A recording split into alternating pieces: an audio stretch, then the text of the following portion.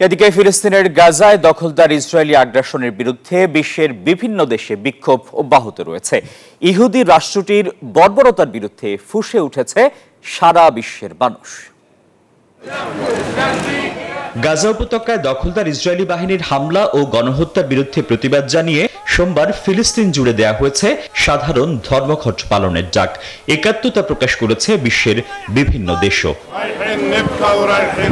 অসংখ্য মানুষের অংশগ্রহণে জর্ডানের রাজধানী আম্মানে ফিলিস্তিনিদের সমর্থনে অনুষ্ঠিত হয়েছে বিক্ষোভ। মার্কিন দূতাবাসের আশপাশের এলাকায় জড়ো হয়ে যুক্তরাষ্ট্র ও ইসরায়েলের বিরুদ্ধে স্লোগান দিয়েছে বিক্ষোভকারীরা।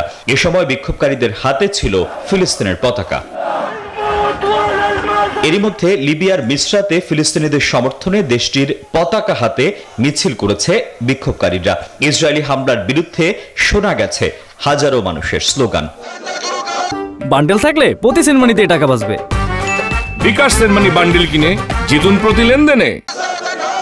ফিলিস্তিনিদের সমর্থনে বড় ধরনের বিক্ষোভ হয়েছে মরক্কোতে। ইসরায়েলের পতাকা পদদলিত করে নিহত হামাস নেতাদের ব্যানার উঁচিয়ে ইসরায়েল ও যুক্তরাষ্ট্রের প্রতি ক্ষোভ প্রকাশ করেছে হাজার হাজার মানুষ। সোমবার যুক্তরাষ্ট্রের আটলান্টাতে ট্রাম্প বিরোধী বিক্ষোভে ফিলিস্তিনের পতাকা নিয়ে গাড়ি চালাতে দেখা গেছে মার্কিনীদের। Desk report, news 24।